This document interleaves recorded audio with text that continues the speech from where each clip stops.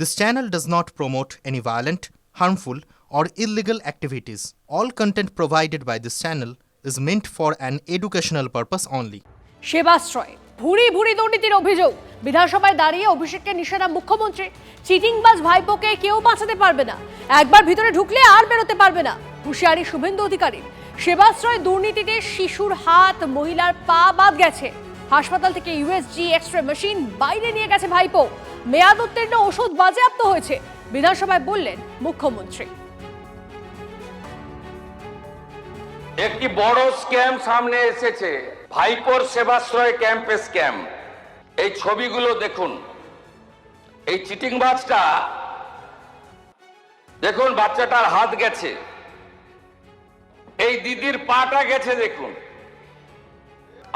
Ultrasonography machine বাইরে নিয়ে গেছে, সরকারি হসপিটালের ডাক্তারদের বাইরে নিয়ে গেছে, মেডিকেল কলেজের স্টুডেন্ট মুখ্যমন্ত্রীকে চিঠি দিয়েছে। মেডিকেল কলেজের স্টুডেন্ট ডাক্তার হতে পারে, চিকিৎসা করতে পারে, তো একবার ঢুকলে বেরোবে না, এ তো খুনের মামলা। এই চিটিংবাজ ভাইপোকে কেউ বাঁচাতে পারবে না, আগে তো সবকে তুলবো। সব আল্ট্রাসোনোগ্রাফি মেশিন সিজ হয়েছে। দিলীপ মন্ডল তার গোডাউন থেকে এই সকল সেবাশ্রয় 25-এ ওষুধ সিজ হয়েছে, যেটা 21 সালের ওষুধ, এক্সপায়ারি ওষুধ দিয়েছে। সেবাশ্রয় সম্পর্কে আমার কোনো ধারণা নেই, তার পক্ষে বিপক্ষে কোনো কথা আমি বলবো না। আমি জীবনে যাইনি, আমার কেউ যেতেও বলেনি, আমার কোনো সম্পর্কও নেই। কিন্তু একজন সাংসদকে রাজনৈতিকভাবে বিধানসভায় টার্গেট করা হচ্ছে, তাকে আত্মপক্ষ সমর্থনের সুযোগ দেওয়া হচ্ছে না। আমি বিজেপিকে বলবো, তাহলে এই ফ্লোরটা ব্যবহার না করে আপনারা লোকসভার ফ্লোর ব্যবহার করুন, যেখানে উনি সদস্য, সেখানে তো উনি প্রশ্নের উত্তর দিতে পারবেন।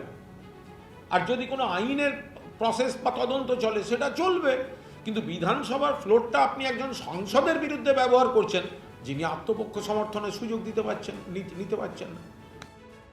বিধানসভায় জবাবি ভাষণে মুখ্যমন্ত্রী শুভেন্দু অধিকারী সেবাশ্রয় নিয়ে একাধিক বেনিয়মের অভিযোগ তোলার পাশাপাশি অভিষেক বন্দ্যোপাধ্যায়ের নাম না করে কড়া হুঁশিয়ারি দিয়েছেন।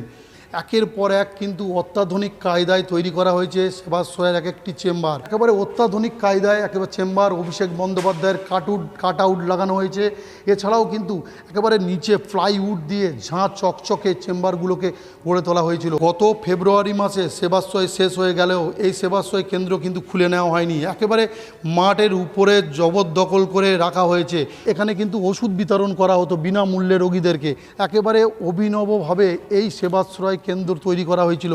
নার্সিংহোম থেকে প্রচুর সামগ্রী নিয়ে আসা হয়েছিল, নার্সিংহোম মালিকদেরকে চাপ দিয়ে সেই সামগ্রী, চিকিৎসা সামগ্রী নিয়ে এসে এই সেবাশ্রয় কেন্দ্রে ব্যবহার করা হয়েছিল। এছাড়াও সরকারি হাসপাতাল থেকে কিভাবে চিকিৎসা সরঞ্জাম নিয়ে এসে এই সেবাশ্রয় কেন্দ্রে ব্যবহার করা হয়েছিল তা নিয়েও কিন্তু প্রশ্ন উঠছে। ইতিমধ্যে দেখা যাচ্ছে একেবারে কাগজ ছড়িয়ে ছিটিয়ে রয়েছে, সমস্ত প্রেসক্রিপশন, সমস্ত ডকুমেন্টস কিন্তু এখনও পর্যন্ত ছড়িয়ে ছিটিয়ে পড়ে রয়েছে, কিছু জায়গায় ভেঙে রয়েছে। এবার অভিষেকের এই সেবাশ্রয়ে গিয়ে প্রতারিত হওয়ার অভিযোগ, প্রৌঢ়া মিতালি হোক কি ছোট্ট কৃতি মান্নার পরিবার, কঠোর শাস্তি চাইছে সকলে।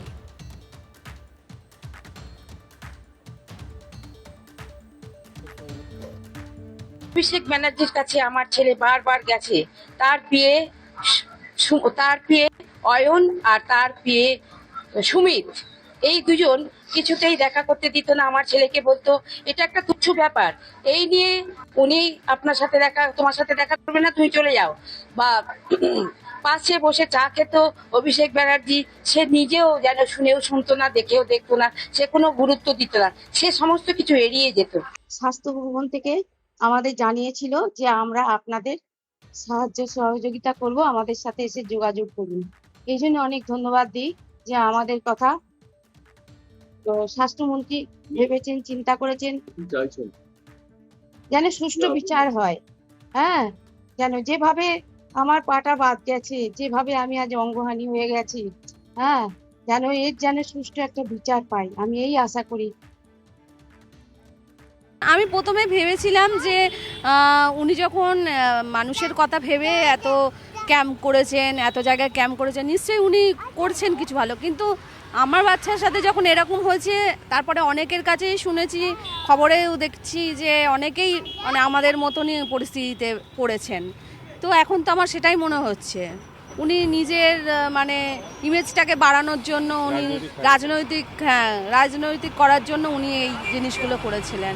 আমরা এখন বিচার চাই, আমার বাচ্চা যেন সঠিক বিচার পায়। আমার বাচ্চার যে একটা এত বড় ক্ষতি হয়ে গেল, এর দায় কে নেবে?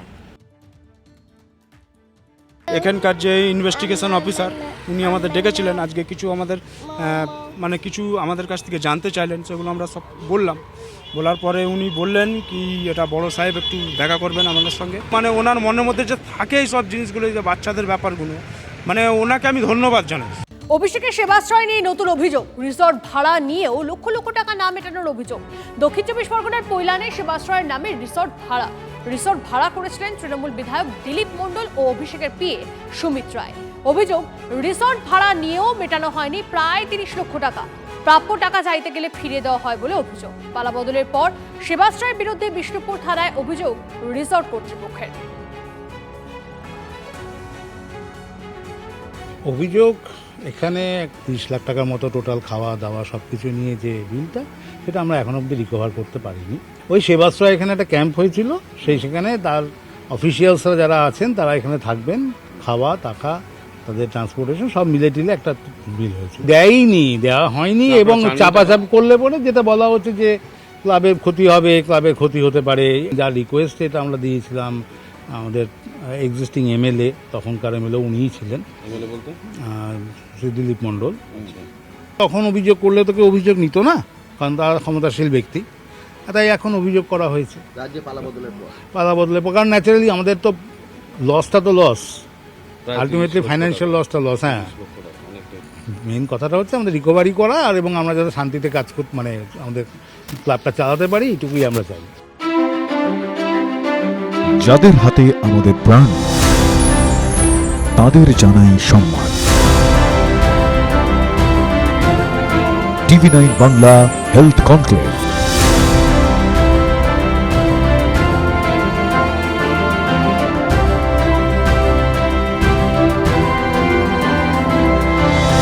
স্বাস্থ্য পরিষেবায় সেরার সম্মান। TV9 বাংলা সুস্বাস্থ্য। চোখ রাখুন TV9 বাংলায়।